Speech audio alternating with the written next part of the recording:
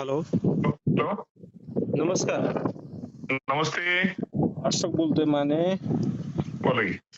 मामा बोलतायत ना, भरणे मामा?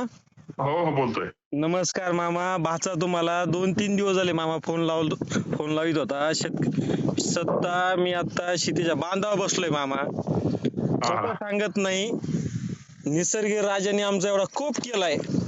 मी तुम्हाला 2-3 दिवस झाले फोन लावितोय, पण तुमचं अधिवेशन चालू असल्यामुळं तुमचा आणि माझा बरोबर काही बरोबर. संपर्क झाला नाही.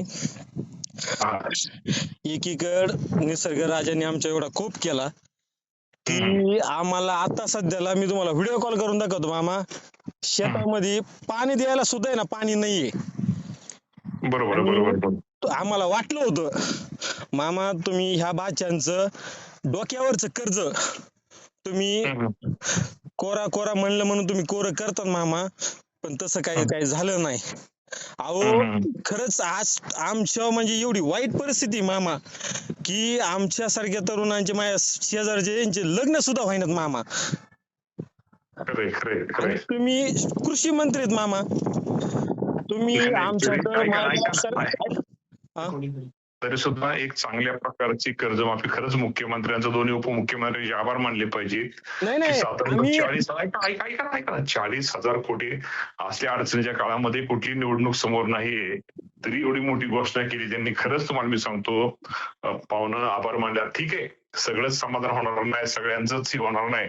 शेतकरी अडचणीत आहे. मी पण शेतकरी, मला माहिती आहे शेतकऱ्यांची, तुम्ही म्हणता तशी अवस्था शेतकऱ्यांची वाईट अवस्था आहे. पण आजची सरकारची पण तुम्हाला सगळ्यांना माहिती, बाकी सगळे पाहिल्यानंतर त्यामुळे काही गोष्टी आपण सगळ्यांनी समजून घेतल्या पाहिजे. घेतल्या पाहिजे. तरी 40,000 कोटी कशाला म्हणतात, आणि ही ऐतिहासिक कर्जमाफी इतकी सोपी नाहीये. म्हणजे मी खरंच मुख्यमंत्र्यांचा शेतकऱ्याच्या वतीने मी आभार मानतोय की मुख्यमंत्र्यांना निर्णय घेतला. म्हणजे शेवटी कृषी मंत्री बनण्यापेक्षा मी पण शेतकऱ्याचा मुलगा आहे. खरंच सांगतो, हे सगळं नाही इतकं, ते पण संसार आहे.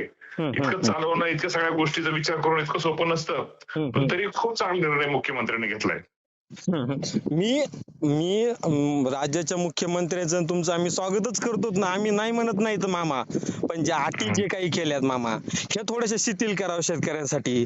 आज तुम्ही सांगा ना, बीड जिल्ह्यामध्ये आज सध्याला ना, आता मी आमच्या शेतामध्ये पाणी नाही मामा, पाऊस सुद्धा नाही, कसलाच पाऊस नाही. कमीत कमी पाऊस आहे का? पाऊस नाही हे काही कोणाच्या मानवनिर्मित नाही, हे निसर्गाचं संकट. आता संकटाला आपल्याला सामोरं जावं लागेल, त्याचा सामनाच करावा लागेल. त्याला हे करून चालणार नाही आपल्याला.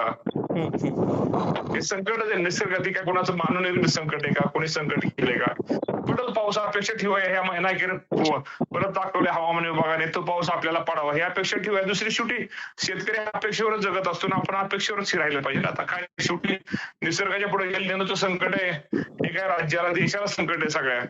तुम्ही जी शेतकऱ्यांची कर्जमाफीचा जो निर्णय जो घेतला मला तो आवडला मामा, तुमचा 100% आवडला. पण थोडीशी त्याच्यामध्ये शिथिलता द्या मामा. ह्या राज्यातला शेतकरी खरंच गोरगरीब आहे, आणि तुम्ही मायबाप सरकार म्हणून त्याच्या पाठीमागे खंबीर उभा राहा.